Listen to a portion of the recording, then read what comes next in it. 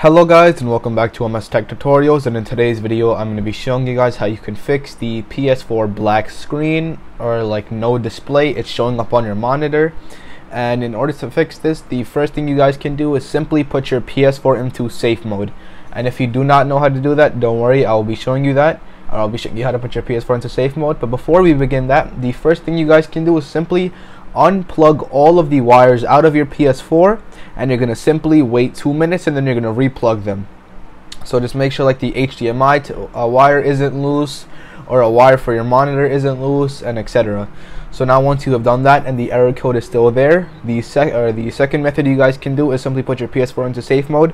And for this, what you're gonna need is you're gonna need like a USB charger, or like just like your normal PS4 charger, I guess. Alright, so in order to put your PS4 into safe mode, what you're going to do is you're going to hold on the power button on your PS4 until you hear 2 beeps. So that's the first beep. You're going to hold it for 6 to 8 seconds. And there, once you hear the second beep, you can let go. And any second now, it should say safe mode on the monitor. So yeah, let's just wait for that. Alright.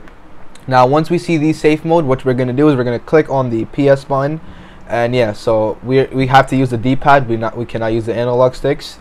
Alright, so now from safe mode, what we're going to do is we're going to simply hit on step 2, and that is change resolution.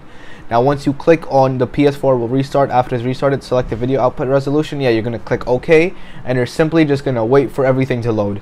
Now once that is done restarting, your error code should be fixed and you guys should be good to go. So yeah, that is it for the video. Thank you guys for watching. Make sure to give the video a thumbs up, subscribe to the channel, and have a great day.